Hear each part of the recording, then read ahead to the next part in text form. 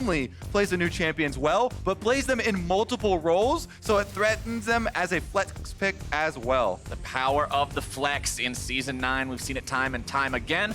As Ezreal's going to be banned away, Cloud9 getting rid of that champion that's kind of... Ezreal's always had this identity, Kobe, as the everything champ. When he first came out, he literally did everything in the game, back when his W had a heal, and these days, he's the early game poke, burst, scaling, damage, skirmish, marksman, carry. So, yeah, you want to make sure you keep all those words out of the pool, as the Lucian also banned out now by TSM. All right, the first pick, Cassiopeia, we did see earlier, Clutch demonstrating, very flexible pick as well. Can be rotated to either the bottom lane or up to the top side for Licorice. That would definitely be a new look for them, though. Expect them to have it either be Nisqy or Sneaky piloting that one. Previously, Sneaky has already had a Cassiopeia game himself. That would not be too surprising, but TSM do lock in the Varus and Tahm Kench. We've seen Varus really come back, especially when, you know, the Ezreal and the Lucian are banned. Yeah. A lot due to how well the early lane phase can go with Varus and the flexibility. You can go with the poke, you know, lethality Varus build or the on-hit build. Both are very viable depending on the rest of the team comp you round it out with. And I'm not surprised to see Smoothie on Tahm Kench either. We've seen some fantastic games out of him so far this split, making big saves on champions that have the ability to get his allies out of trouble. And there's really no more iconic ability than that for that than the Devour, making sure that you completely drop aggro on your ally, getting him to safety, and Cloud9 will respond by picking up the Galio and the Kindred. Yeah, they played the Kindred previously versus FlyQuest as well, and were able to pull it out. It's definitely very strong for team fighting, for protecting the back line, as is Galio. So Cloud9 already have locked in Cassiopeia, super high scaling DPS backline, and now they've got some protection to go with it. They still need a point man on the front line to really take those hits. But currently, TSM are really threatening the poke combination.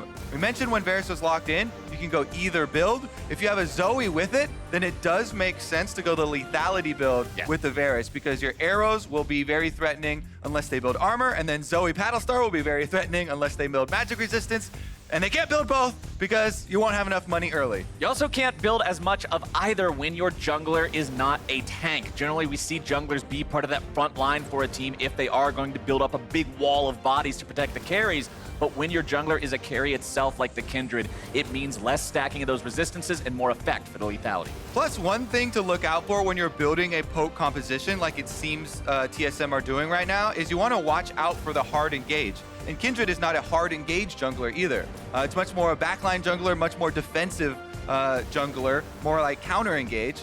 And the Zoe and Varus won't be as worried about that. They want to siege up, just throw out their long-range skill shot damage, land them ahead of time, then go for the kills. Really like the first ban coming out in the second part of the ban phase here for TSM. They're getting rid of the Zilean. They know that Cloud9 last year played this obnoxious composition with Zilean and Kindred where you just can't kill anyone. They see the first half of that. They remove the second half, also taking the Ornn out of the picture as Cloud9 decides to remove that Riven, which years in the past, Riven was always seen as a solo queue champion. Oh, it'll never make it in professional play. That's just for montages. Put some wub behind it and kill some noobs. But these days, you're seeing a lot of Riven played in the LCS. We're not going to see that here, nor the Jax. Yeah, all around the world, Riven has made her breakthrough into the competitive scene. Her solo queue win rate has also spiked. So in general, Spirit Trojan. Super strong champion, especially with the Conqueror. But now we're going to get down to the counter to Kindred. Gragas has always been one of the ones that has options, right? If you do get behind early, it can be super annoying to be versus a Kindred, but the displacement on your ultimate, it can be used very effectively if your timing is good and if your coordination with your team is good. You can basically wipe the Kindred ultimate of the enemy players as they're about to die, as the heal comes in, try and kill them, knock them off of it. Plus, having Gragas as the body slam flash option for a hard engage can even be good early versus Kindred, because if you hard engage on the Kindred early on with any sort of laners around, you can easily kill her. Then you start to deny her marks, and you want to try and play that early game, take control of it to start denying her stacking and scaling. And it looks like we will probably see Sneaky on the Cassiopeia again this game as Cloud9 locks in two powerful solo laners with the Viktor and the Aatrox. Oh! And TSM has decided it's time for Neeko. Oh my goodness, we get to see some Neeko here. Copy and camouflage. I have been waiting for a professional game with Neeko to be able to cast this, because there are so many mind games that we thought up when we saw this champion release, and we're thinking of all the information denial and the espionage that you can try and pull off with her. But we haven't gotten a chance to really get a good look. I mean, if she shows up as Zoe or something coming around the corner as well, people are gonna have to start dodging like their bubbles coming. You gotta be careful. Definitely gonna be an interesting combo here. I also think that she can follow up or set up Oak pretty well with her root. We'll have to see. Very curious if they do any switches here, because currently it looks like it is gonna go top lane into the Aatrox. Could be a super interesting matchup. Also a champion, like, we really have not seen much of this. We got to see some of it at All-Stars at the end of last year. Yeah. All-Stars, a much more for-fun event where teams aren't playing as seriously or as competitively, so it's not even that good of a preview of what it does. But now, TSM is not only breaking this out, they're breaking this out, as we mentioned earlier, in the battle for second place against one of their most historic rivals in what should be a very close matchup. So that, to me, says they've got faith that this isn't just some sort of a cheese pick that you take somebody by surprise with. This is a pick that's really got some potential. Yeah, I'm super excited to witness the wrath of Neeko plus Zoe. Two of the possibly most difficult champions to keep track of in the game. Well, that's our challenge this game. We're gonna have to keep track of which one's which, but Cloud9 will here as well. Especially looking forward to how that camouflage works out, if she can get some of those bamboozles off. We're on to the rift now. Cloud9 versus TSM, the battle for second place. Cloud9 currently sitting at a 9-2 record. Very, very nice here for them. TSM 7-4, trying to catch up as quickly as possible. Nobody wants to do anything crazy here at level 1, except for the fact that TSM might be thinking about maybe a little bit of a late invade here, grab some vision down. Smoothie walks up, but Zeyzal's just hitting him with a couple of emotes, waiting for him to step forward, but not much. All right, so we've been reeling from the last pick, Neeko here coming in from TSM, but it actually does quite a few things to the composition.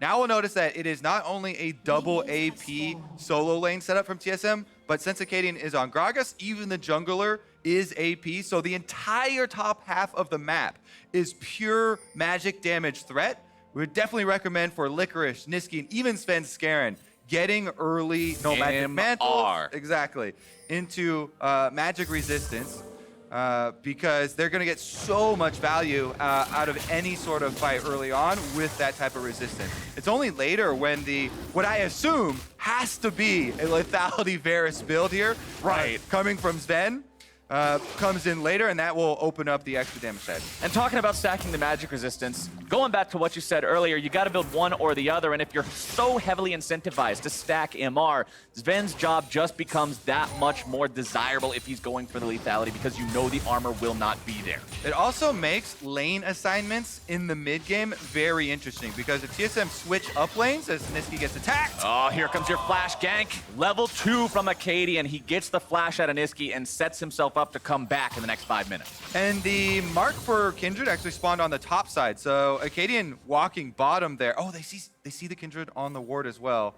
I wonder if he's actually just going to go for the Scuttle Crab Secure first. Looks to be that way. Both sitting on vision. I mean, Cloud9 is aware that Akaadian is taking the crab down there, but what are you going to do? Nisqy's pretty much stuck underneath this turret. He's got a large minion wave there, but Svenskeren will go now to contest the mark. And one thing about the Gragas Kindred matchup, if you know that Gragas doesn't have the flash for his body slam, it makes Kindred much, much more confident in going to contest any sort of marks or objectives, because that's the surprise factor. That is the hard engage that really does give Gragas the edge. The other thing, of course, is mid lane priority, or any solo lane for that matter. This is one thing that TSM as a team have done very well in 2019, is push up heavily with their solo laners to try and get aggressive positioning to help out Akaadian as the jungle, and has really changed the face of what this team looks like and what they're known for. And because Cloud9 recognizes the fact that TSM has that mid lane priority, they have the priority top side there as well, and Akaadian's off to a good enough start for himself. Svenskeren, although he pathed towards that top side, opted away from the mark, doesn't want anything to do with that, doesn't want to put his solo laners in a position where they have to come try to help with that fight that they can't even guarantee will go their way. Instead, just opts to clear through the jungle, get himself off to a decent clear, and make it so that his solo lanes can farm up and be effective as they scale through the laning phase. Akaadian, once again, going to be looking for the mid lane here. Bjergsen in the free redemption, firing out the Sleepy Trouble bubble. Both junglers hanging around. Nisqy nearly out of mana, so I don't think Zven wants to force anything too crazy right here. Base checking that Gragas. Akaadian gets a little bit of damage down, but now Svenskeren will return the favor. Not quite getting the third auto attack, so trade goes in favor of the Gragas. Yeah, both these teams are falling in line with our theme of mid-lane Monday on Sunday that we've decided for this weekend, with both junglers constantly hovering around this mid lane to make sure that their mid laner is the one that is going to be able to affect the rest of the map. Our stats team was doing some digging coming into the weekend as well, and it was super interesting to hear that Nisqy and Bjergsen were the ones with the highest kills plus assists at 15 minutes for any mid laners in the entire league. And for both of those guys, the majority of their kills did not come in the mid lane. The majority of their kills came from roaming around and helping out the rest of the team. Well, if somebody's going to need help, it looks like Licorice is not having a super fun time in the top side right now. That ranged top lane are often very difficult to deal with for a traditional melee option, and Broken Blade is making Licorice's life a hell underneath this turret, constantly hitting him with the harass from the auto attacks. Remember, for those of you who aren't super familiar with how Neeko works, because honestly we haven't seen much of her, this is her first time being played in the LCS, every third auto attack does have that enchant on it that does extra damage and makes it very easy to harass your opponent along with the power of the spells. Oh, very nice interrupt there on the back from Licorice at the last second, finding plenty of damage down on a Broken Blade and forcing out the flash. Oh, big cheers from the crowd as they see Licorice get a little bit of revenge there. But you're right, he's down 10 CS. He uses his teleport first and is able to push the lane back a little bit here. One of the other things with Neeko, one of the recent changes was they added a little bit more to her utility. Her clone increased to 3 seconds from 2 seconds, and the speed duration as well. But currently, Svenskeren, he walks away from the Infernal Drake as he sees the roam down from, again, the mid laner, Bjergsen. He's able to get mid lane control on Zoe by pushing the minion wave in. That's what we were always talking about when we talk about mid lane control, by the way. You either push the wave in or get kill threat on the other mid laner, and he's able to force the enemy jungler off of objectives like that Infernal Dragon that was about to go over to Cloud9. And I like how Svenskeren bailed early there, even though he just saw Bjergsen leave the lane. The Drake was still at enough HP where it wouldn't be easy for TSM to just swoop in and smite it, steal that one away, TY for Leash in the all chat. So he wanted to make sure they didn't end up falling behind in that way. Just goes back to farming up his own jungle, still very close on farm when you compare him to Akaadian, but it's TSM who's found themselves CS leads in both solo lanes so far, while the bottom lane is pretty much breaking even. The difference about the bottom lane in gold is build paths, right? The Cassiopeia going for the tier so he can spam out, and Nisqy constantly spamming his spells on the minion wave here. He wants to push the minion wave as quickly as possible in here because he doesn't want to be on the receiving end of the early lethality. You can spike pretty early there on Varus. He's already got the 3 levels in poke and his access to his serrated Dirk, so if those land true through minions, through the champions as well, then you can start to try and whittle down on the health pools, and then you have to worry about flash Gragas plays. Broken Blade getting some good positioning here for firing off those Tangle Barbs. Remember, the route that you get out of your E on Neeko is more effective the more enemies it passes through. So setting himself up to make sure that there's the maximum number of minions between himself and Licorice allows him to get plenty of damage with that Q, with that blooming burst as it hits multiple iterations of the proc. Licorice will continue just to farm up here, but there you go. Exactly, that's what you're looking for. The stun into the follow-up damage from Broken Blade. And remember, Neeko has some bonkers AP ratios, especially on the ultimate. So if he continues farming up like this, you are going to see some big red chunks out of health bars come to you. Mid lane once again, Svenskeren's going in onto Bjergsen. Bjergsen getting himself out of that one, trying to escape from the damage here. Still plenty coming out. He loses about 2/3 of the HP, but it's Akaadian going into the top side. Broken Blade looking to find that Pop Blossom. Won't get it just yet. World Ender from Licorice to try to keep himself safe is going to be taken very low here, and the call from TSM is to just let the Bloodwell run out. Don't let him get the heal and send Licorice home. Yeah, and Akaadian actually stuck around a little bit. I think he was going to chase him down. They actually let Licorice get away, and because he shows top, the dragon will be started up by Kindred, you can see on the mini-map. But this is a lot of plate money for Broken Blade. Not only has he been able to get this big CS lead, aggressively using the Q as well as the auto attacks, but so many plates picked up by him in isolation that this is going to be a very fed Neeko. Now, Kobe, I love Infernal Drakes because I love stuff that makes me do more damage in League of Legends. And when you have a team where everybody's going to be wanting to do more damage with an Aatrox top, when you have a Kindred in the jungle, as well as both your carries in mid and bottom, that Infernal will pay huge dividends for Cloud9 as we get later into the game. Definitely true. A little bit of extra insurance policy for later on. Yes, because sir. Right now, TSM are working with straight gold. You get gold off the turrets. They've got gold through the CS that they're winning in both solo lanes. It's just you went over, and that gold is going to manifest very quickly into items. So it's going to have to be C9 trying to weather this storm of the early lead that TSM have been able to accrue. Broken Blade back into the top side now with the Proto Belt fully completed. Proto Belt champions have a natural advantage in the laning phase, and that the item itself only costs about 2,500 gold from start to finish, so you hit that first item power spike much more quickly than many other champions will. You can see Licorice just building up the Kindle Gem, has a couple more long swords in the inventory there that he'll be trading with. But when you keep taking free damage like that, it makes trades hard. Yeah, it'll bloom 3 times. Oh, goes in. Forcing out the flash. Licorice realizing he doesn't have World Ender, and Broken Blade saw the same thing, which is why he went for that. Just for clarity's sake, if he manages to hit that, if Broken Blade lands the Pop Blossom, that's 350 damage simply from the ultimate. Not to mention the fact that you're already stunned up. He can throw out the Q, then immediately root you again, get all 3 pops on the Q, you're dead. Here we go, though. We might have a 2v2 in the top lane, and no ultimate for Neeko right now. Could be the difference. Let's see if they make the Gragas transition up there in time. Here comes the damage going out onto Broken Blade, who's trying to get himself away from the chains, has to try and flash it out, is going to survive the burn for now, and ever so barely. Broken Blade will walk away. TSM coming in now for the counterattack. Looking to find the cast, knock him back. Won't be able to do it just yet. TSM 3v2, but the World Ender's going to keep Licorice alive. He goes into Resurrection, up to about 500 HP by the time he respawns. Lancer's Light comes through, and this is the Cloud9 special, but it will not matter, and Bjergsen grabs first blood. TSM saying, we'll have one special, please. First blood on Licorice, and they're able to get the kill in the end, despite the whip ultimate. On the bottom side, though, that is the sound of plates cracking, Captain Flowers. Oh, Nisqy and Zeyzal are able to cash in. Whoa, big damage, though. We are seeing all sorts of plays going down this game. Bottom side, Nisqy and Zeyzal cashing in on that money, but the top lane, Tier 1, still under continuous fire from TSM. Bjergsen trying to bring this one down, get the complete first turret bonus. We'll need a few more auto attacks on that.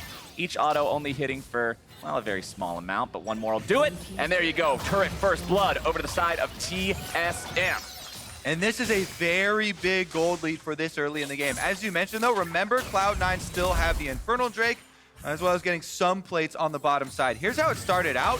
Svenskeren, Licorice go in. They're able to land the chains. Broken Blade is able to get out with his extra speed. One more auto would have been able to finish him off, but he's able to sneak away with his life. And then Akaadian comes in. He does not land the ultimate there out of his body slam, throws it a little bit too far. This does allow Aatrox to crawl a little bit ways back, which is into turret range inside the edge of the Kindred ultimate. So nice usage there from Svenskeren, but Bjergsen is not having any of that. So he's ready to go in with the burst damage. He's able to thread it right around the side there. Very nice. Nicely done by Bjergsen. And as we continue to watch the teams chip away at the plates here, a quick reminder, tickets for the LCS Spring Finals in St. Louis will be available on March 5th, only a couple days away, so make sure you pick up your set so you can see which team will be crowned LCS champion. Should be an awesome showdown here at the end of Spring Split, but we still got a few more weeks to play with plenty more games like this one until we see who makes it to that summit. And both of these teams have their eyes on that championship. They want a return. They want to get a fresh banner up here in the LCS studios. I mean, when you're looking at the banners here, TSM and Cloud9, there are very few emblems that have ever been able to grace the LCS battle arena here, but TSM and Cloud9 are two of the squads that have pulled it off before. It's been quite a while for Cloud9 before they've been able, since they've been able, I should say, to put the Cloud9 colors up there. They'd love to repeat that again, but they got to get past TSM first here. Still 2,000 gold behind their opponents. Zeyzal going in, but there's Smoothie doing what Smoothie does. Smoothie able to use the Devour very nicely there. He stays out of danger himself, doesn't get taunted in, and is able to save Zven. On that bottom side, the Ghost Blade has been completed, along with the... Please only build one. Fair enough. He does get the second serrated Dirk in as well for a very big power spike. Now he's got 30 lethality, ready to fire off. And this is where they want to bring their two damage types together. Currently, Broken Blade, though, is just doing so much work on his own in the side lane, bringing out this Neeko pick. I have to say, especially for one of the newer guys in the league coming over from the TCL, he has been exceptional as far as the pickups that a lot of the teams made in the offseason. He lands another root and another 2 Blossoms. And I think the historical context here, when you look at who this is being done to with the Neeko pick, is a little bit funny. Because remember, it was Cloud9 versus TSM last year when TSM had Haunter, where Cloud9 and Licorice pull out the Hecarim versus Aatrox, and Licorice just runs him over because he doesn't know how to deal with the pick. And now it's Licorice who's had this off-the-wall pick pulled off against him, and he's the one who's on the back foot with how do I deal with this?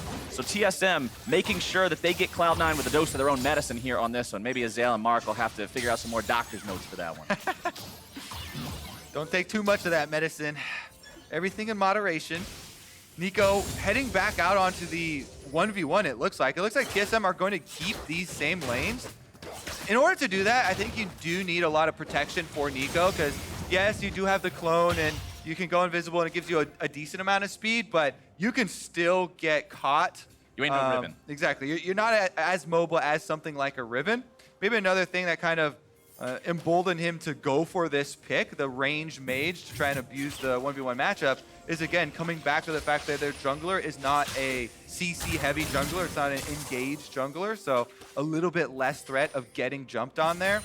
And he's really been able to use the advantage of the range and magic damage coming through. Plus now with the Proto Belt, we've seen him both use it to clear waves as well as using it for the extra little bit of mobility. Zeyzal wanting to go in on this Zven here, but won't be able to find him. Recognize that Smoothie was away, so he might have actually had a chance to go in there. Zven firing off the Chains of Corruption, see if maybe they can get something back. However, C9 will disengage it. Zeyzal losing about half his HP.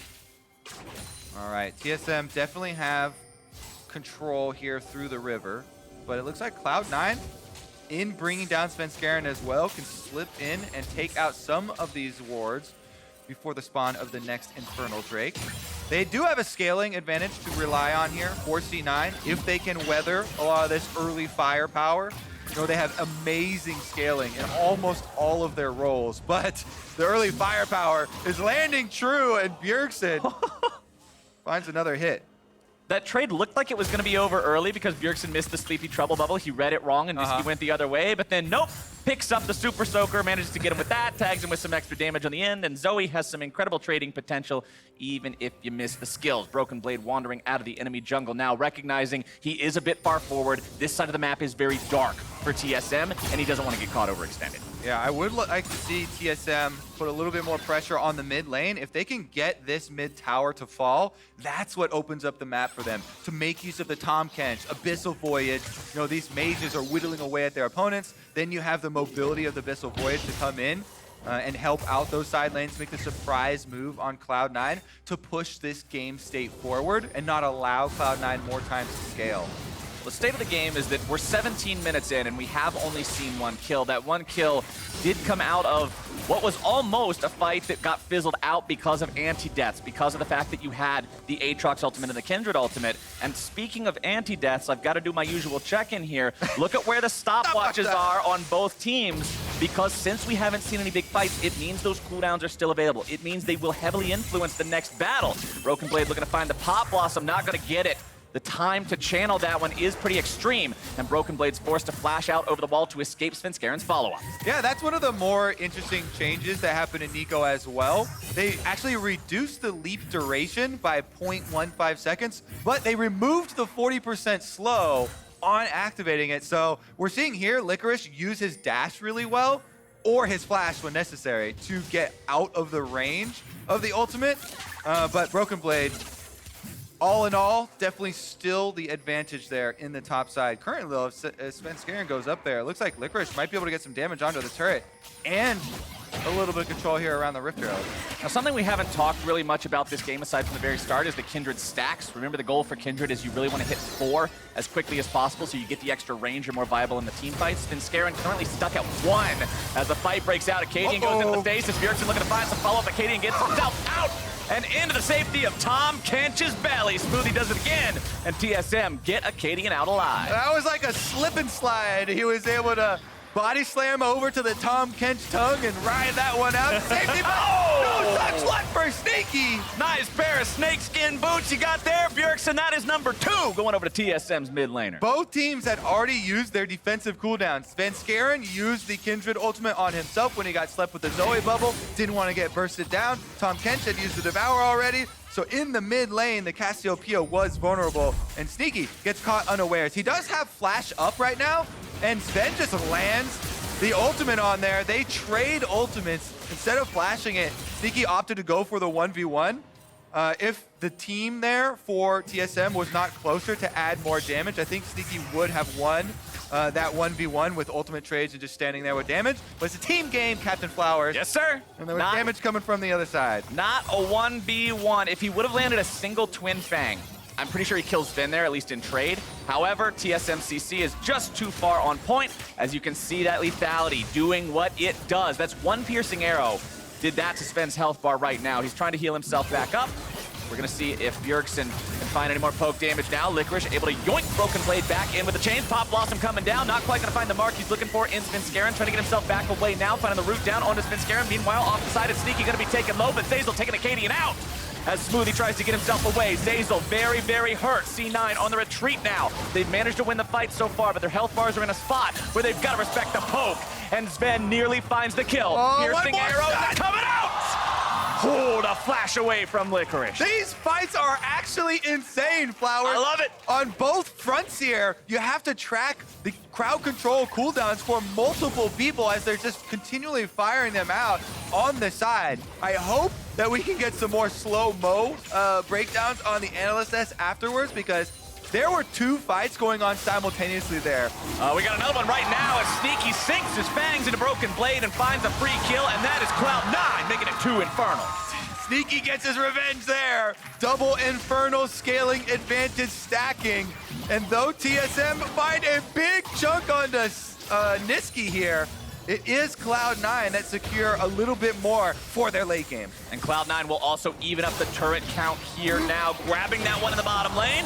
Nisqy barely getting himself away, but you can't say the same thing for Zeyzal. The noble sacrifice. Support falls for his carry. And that's TSM picking up turret number 2, kill number 3, and applying the pressure onto the T2. You know, Flowers, we were talking about doing a Team Comp 101 on poke compositions earlier this week. I think we may have found our perfect example. Is this a good candidate, Professor Kobe? Let's take a look here, because this is the team fight we were talking about, where on the top side, the Zoe and the Neeko both throwing out their skill shots with CC, but on the bottom side, you see Akaadian running for his life from Sneaky and Zeyzal, trying to chase him up through the rest of the fight. Then Sneaky gets engaged upon by Akaadian, but Akaadian has no teammates left around because they were occupied up on the top half of the screen there, trying to fend for themselves. He ends up going down first, and then the poke all starts to come through. Sneaky comes back, revenge of the snake. He's able to land the miasma there to slow him down as well, and finds the kill onto Broken Blade, claiming that Neeko life. Neeko currently having the Proto Belt that we mentioned earlier, along with 2 sources of spell penetration in the Sork's Shoes and the Oblivion Orb. So plenty of damage coming out from her, but is pretty squishy if she gets caught out. Sleepy Trouble Bubble into the Tri-Brush, not going to find anybody. Zeyzal throwing down a control ward there, doesn't want to step into the barrel. TSM still have themselves about that 2,000 gold lead we talked about earlier, but Cloud9 have done a good job staunching that bleeding, preventing anything from happening to snowball the game further in the favor of TSM. And when you look at the itemization, we talked about how you wanted to see MR on the top side of the map from Cloud9. You got Mercury Treads on all 3, as well as the early Hex Drinker 2 coming in for Svenskeren, who's starting off the dive now onto the TSM players here on the top side. Akaadian looking to get himself away, will do it so far. Ooh, Smoothie with the gobble up right in time before the second part of the laser hits. Yeah, good defensive there, ult there from Akaadian to ensure that he survives. They buy time for Broken Blade on the bottom side to take that turret, but Cloud9 should still be able to get the turret on top side. So in the end, it will be a 1-for-1 in turret trades, and it's just a few minions that will get pushed in on mid and bottom secondary. TSM currently commanding the lead in turrets still, 3-2. Broken Blade wants to make it a 4-2, but Licorice should be here in time. He just got to that turret, and it's almost dead. Sven coming in now. He does a lot of damage as Sven makes his way into the fight. Now Pop Blossom coming down, the stun goes through, and Licorice barely walking himself away from this one. Whew. Definitely got to be on your toes for this game because the damage comes out quick. And that turret almost went down as well. This Neeko, with all the AP, you know, mages really do provide additional threat for split pushing, because you clear the wave so quickly with your spell, but then your auto attacks actually do so much damage as well to the turret itself now. And also, I talked about this a little bit earlier in Champion Select when we first saw the Kindred, and I was like, oh yeah, you don't have a front line so far because your jungler is this carry. Well, when Aatrox is also your top laner, that's a fighter. I mean, this guy's not going to be stacking a bunch of tank items. Nobody at any point on Cloud9 is going to start having a Warmogs and shrugging off poke. This Zoe and this Varus are going to be scary till one Nexus explodes. The only tanky champions in this game are the ones that are standing on Kindred ultimate. Yep, that's pretty much it. Because they won't be able to get executed, or the ones with stopwatch, I guess. Meanwhile, we're checking really back tanky. You can't even get hit. What kind of a tank can't get hit? An invisible tank?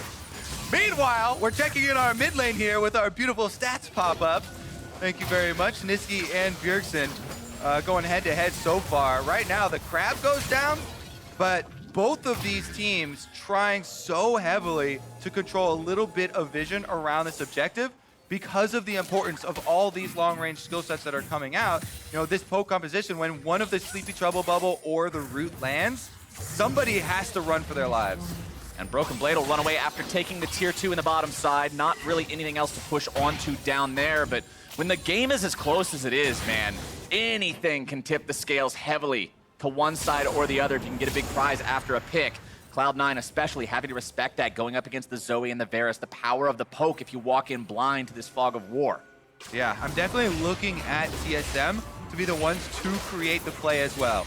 The Varus as well as the Gragas have very quick follow-up if either of those skill shots we talked about from the mages does land. Plus, we've even seen them start the fights out themselves. So we'll see if this dragon is going to be the spark, because guess what? It's Infernal Drake number 3. Oh, baby. If you're TSM, you really, really want to get this one. The difference between a 3-0 or a 1-2 on Infernal Drake's spread is rather large, and TSM makes sure that they don't let things get out of control. It's a really good point, because the first Drake of each type is worth more than the consecutive one. So TSM getting that single Infernal Drake goes a long way, you know, towards amping up all the damage behind these poke abilities. Everybody's building pure damage on the team, except for Tahm Kench. So both teams is just pure damage. It's a Chad build kind of game, Kobe. Everybody's trying to flex on their opponent, show that they can burst them down faster than they get bursted. And on a poke composition, I mean, having an Infernal Drake could be the difference between somebody limping away with 100 HP or actually being sent back to the spawn platform with a gray screen. Woo! Very important. That paddle star came right next to Sneaky's character model. If that had landed, then I think that the arrow would have finished him off, because the arrow itself did about 40% of his HP. Yeah, that's one where your life flashes before your eyes a little bit. Sneaky really having to be respectful as a champion who has no way to dash out of any sort of this poke. Positioning is going to be paramount as we proceed further into the mid-game towards the late game in these large team fights. And that's why in Champion Select, when we started to see this poke composition come together, we highlighted the biggest thing that you need against those types of compositions is quick engage. You need hard initiation to get to them before they can soften you up with these low cooldown, long-range abilities they get to throw out here. Which is honestly what Cloud9 don't have. I mean, you have great counter-engage with the Kindred ultimate, with the Cassiopeia ultimate, with the Galio ultimate, with Viktor's Gravity Well, but none of these are things where I can run at you and say, hey, we're fighting now. And that's the reason the ball is in TSM's court right now. Let's see what they do with it. Bjergsen currently with Zven actually clearing minions in the mid lane. Usually they don't want to double up there. Ghost Blade active, he's going for it. Ghost Blade popped, looking at least for a little bit of damage. Nice shot, Svenskeren. Oh, you're gonna be limping after that one, buddy. Yep, is able to pop the Hex Drinker cooldown as well, so he won't have that one for the next Paddling. TSM's just continuing to maintain control over mid right now. They know they've got 4 turrets down. They've taken out everything in the outer ring. Pushing into enemy territory is a little bit scary without setting down proper vision, but most of the vision wars right now are still being placed around that Baron pit. That's the most important thing on the map.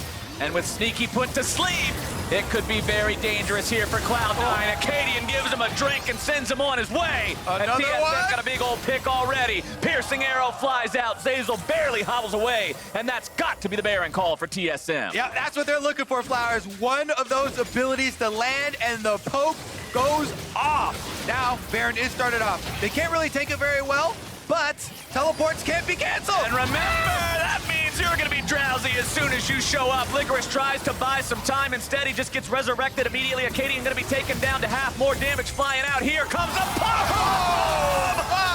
Down over the Broken Blade as TSM will absolutely eviscerate Cloud9. Zeyzal tries to walk away, but I don't think he's going to be walking much further. The root comes out, the arrow goes flying, and Cloud9 has lost 3. TSM goes right back to Baron. What a clean flank from Broken Blade showing up here on the Neeko to trap Cloud9 in. The redemption is going to allow TSM to finish up this Baron. Nisqy now is the only one that can say anything about it. Oh, point blank drowsy going to be cleansed away. Chaos Storm coming in, looking to find some damage onto TSM here in the pit. Akaadian doing a good job keeping cool, keeping that secured as Bjergsen goes on a rampage against Nisqy, and TSM get out clean. Oh my goodness. TSM get the Baron, no one dies, and they get the exit kill onto Nisqy after this one. The game just exploded. So right now, you cannot cancel teleports anymore, as everyone well knows. So Licorice knows that he's going to be in an instant 1v4 once he comes in. His ultimate is popped. Then Broken Blade slips right in with the Neeko. He's able to get the Kindred ultimate out, gets the snare onto both of them, and it just makes TSM look so incredibly clean here in this game. Remember what I said 2 or 3 minutes ago about how when the game's on a razor's edge, the smallest thing is going to tip it potentially incredibly to one side? TSM have found that push for themselves. They've now found themselves so firmly in the driver's seat, and Cloud9 will have to play defensively. 5,000 gold down now after that series of plays. TSM from 2018 to 2019, completely night and day. They were constantly getting criticized for being slow and inactive and not making proactive plays, but this season, they are really taking this one into their own hands. They're playing super offensively oriented laners with strong lanes pretty much across the board to allow Akaadian to play aggressively in the jungle, looking for invades early on. And now they're actually able to snowball, and they've stopped making those mistakes that lost them a lot of the early leads. Svenskeren just lost 80% of his health. Remember, the drowsy wasn't on him. Have a nice day. Here's your root, here's your damage. There goes Sneaky. TSM finds another one for free, as Broken Blade will continue to be that split push threat. Licorice pops out his wings. He's ready to go here. Broken Blade getting himself away off to the side. And Svenskeren immediately has to drop the Lamb's Respite because he knows Pop Blossom will one-shot him. They do manage to take down Broken Blade, but at the cost of losing the bottom lane inhibitor turret and inhibitor. Nexus turret's now under pressure as Cloud9 has to get their members back into the base to defend. TSM continues the 4-man assault. It's still going to be a 4v4 even after C9 retreats because of the fact that Sneaky's still dead for another 10 seconds. Yep, inhibitor is down, so objective completed. Looks like right now the only thing C9 can get back is a mark. Svenskeren moving into the jungle there. That will be his 4th mark, so it is a decently big mark. He just got off of the Raptor pit, but Bjergsen's looking for marks on champions right now. He's taking a peek over the Raptor pit himself for a sleepy trouble bubble.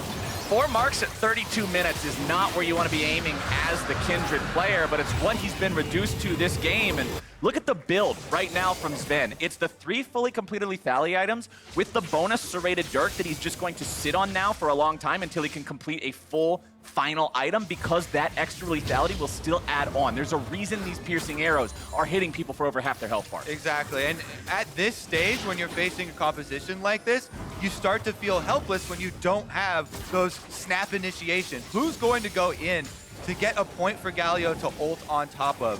Somebody literally has to use their short dash and flash in to try and get a good AoE Galio ultimate. So TSM just looking so oppressive now, as with the single Infernal Drake powering up the rest of all their flat damage builds.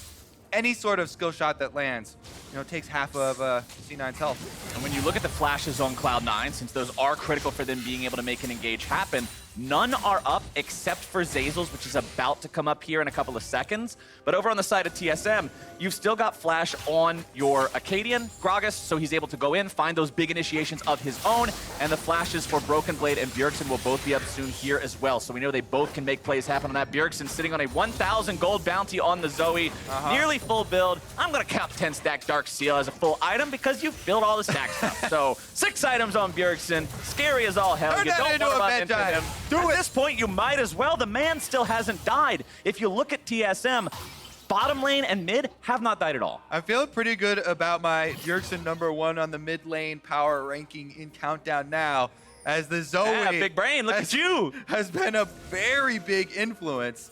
Let's see if they can finish it out though, because that is going to always be the critical eye. Do they make a mistake? Are they, going to delay this game? Do they throw something back? 1,000 gold bounty, while it is this kind of badge of, hey, look, I'm crushing this cool. game. If you give it over to Cloud9, remember they still have 2 Infernal Drakes. They still have a bunch of champions that can scale well if you let the game drag on. If you let it go another 15 minutes, they start to fill up more items. Then they can really dish out the DPS as well. And TSM don't have, a lot of anything actually that can soak any of that damage. Licorice is split pushing in the bottom side right now. You can see Svenskeren hanging out in the bottom side of the TSM jungle between these lanes. Broken Blade is hanging out mid, as TSM will put 4 members in the top side, pushing down the tier 2.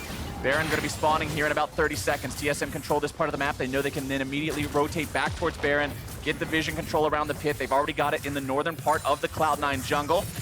Broken Blade will sit bottom, make sure that he stops Licorice from taking anything in terms of turrets. Both top laners will have TP to join in the Baron fight. All right, with everybody having so much damage, the 2 most important things to have are vision control, range, and speed. That was 3 things. You said 2. Well, the 2 most important things are the 2 first ones that I said. Well, then The why did you second say name the third one? Honorable mention? That's the less important one. Okay. All right, sure. The 3 most important. All right, let's go. Let it go. Letting it go. All right back into the game. TSM still has priority over the Baron area. Cloud9 trying to collapse in the mid lane here onto Zven, who gets himself away, popping the Ghost Blade just to make sure. He's got Akaadian and Smoothie nearby too, so no real danger here of actually getting bursted down. Akaadian pops the smite to make sure he steals away the big chicken, but that means Cloud9 are now the ones with priority over the pit. Quick edit. We can add one more. Priority over the pit. Okay. That sounds like a Why good not? one. Currently, though, C9 trying to push out the minion waves, because each minion wave you push out buys you 30 seconds here to look for the wards throughout this jungle. They are able to actually route Bjergsen around too. And that comes back to, Predator's actually popped. RTSM looking for it. Bjergsen's so far away, I don't think it would be advisable. Yeah, it doesn't feel But they're far out. Super smart to me to go in without Bjergsen there. Now, when you don't have that big AP carry Here now. cannon, but he's made his way into the fight now. Nearly kills Svenskeren, and Sven makes sure of it. No time for Lamb's respite. The piercing arrow finds him in the heart. You can dodge a wrench, you can dodge a ball, but not an arrow from Zven. Takes down his namesake there. Svenskeren didn't want to have to use the Kindred ultimate, but if you get hit by 2 skill shots, you're dead. It's over. Like, you have to. It feels terrible, don't get me wrong, but at that point in time, it's that or die, and he chose die.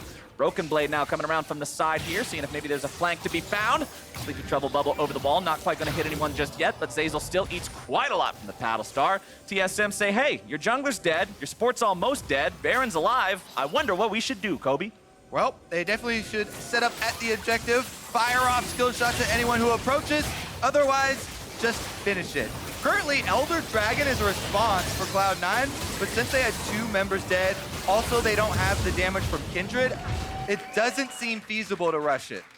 Well, they are heading towards it now. You can see Sneaky throwing some poison down into the pit. Gonna try. It looks like that's the call from Cloud9. They're going for the Elder Drake here now. TSM marching themselves over, 5 men strong, Baron buff ready to go.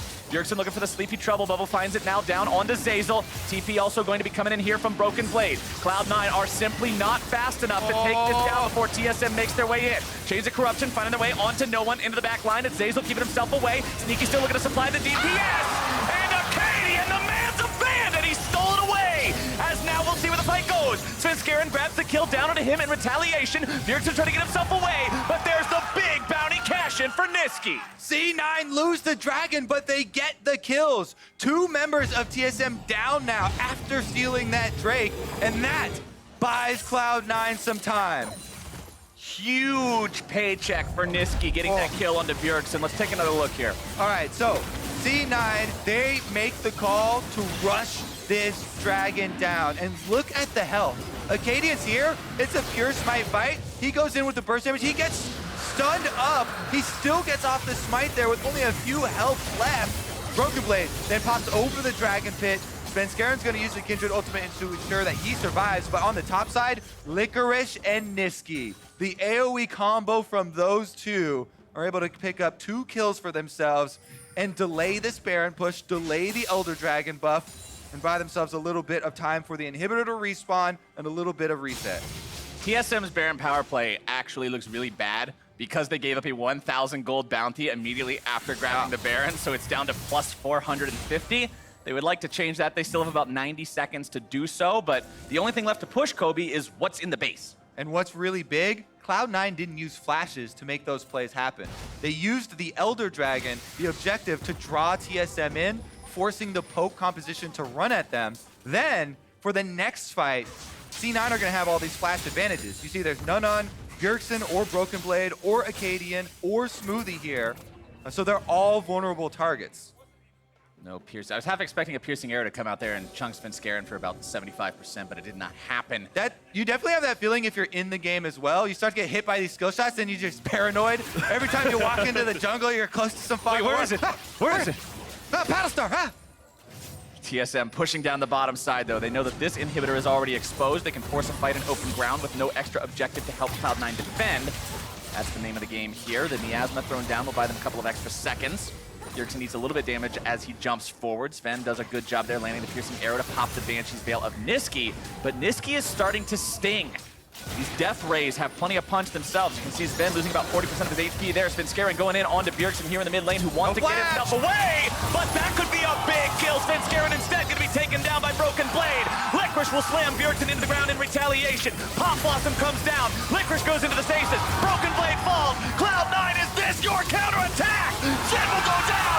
Shut down critical to Nisqy, and that is 4-for-1. No flashes for TSM, and Cloud9 find their revenge. They've got an open pathway down mid. Akaadian, the last man standing to try to stop this. It seemed so heavily in favor of TSM, but after they lose a couple of members at the Elder Drake fight, Cloud9 build their momentum, and now that momentum is barreling down the mid lane. There is still 30 seconds on TSM respawn timers. Cloud9 may be looking to even end it here. C9, double Infernal Drakes, 41 minutes into the game, are on fire, looking for the Nexus turrets after this inhibitor. You're going to have 10 seconds on Bjergsen. Can he come back up in time to save the day? Akaadian has to make some sort of a last-ditch effort to defend. Cloud9 coming back. They're swinging at the Nexus turret. They've already brought them both down. Akaadian's in the ground. It's a comeback story.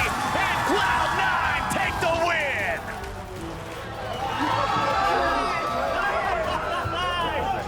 This game delivered, Captain Flowers. Holy fuck, good job! That is what I like to see. You said you were thinking about making a Poke Comp 101 class with Professor Kobe and using this one as the example. This is like acing everything throughout the entire semester, and then you fail the final. It was so close and so well done from both sides, trying to take the small opportunities that were open to them.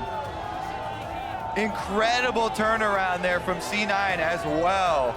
TSM controlled the early game, snowballing very effectively, finding their skill shots, landing their poke damage.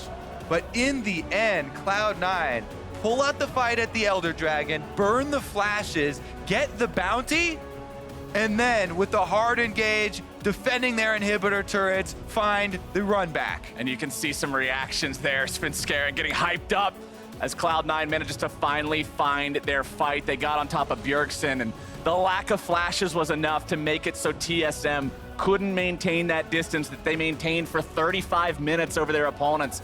And the Elder Drake fight was really the tipping point. That's what changed the outcome of this game. Whew. All right, well, guess what, Captain Flowers? Cloud9 play Team Liquid next week. So after moving up here and taking down TSM, they look to be the ones to challenge the #1 team. Well, let's go ahead and hear a little bit more about it from someone who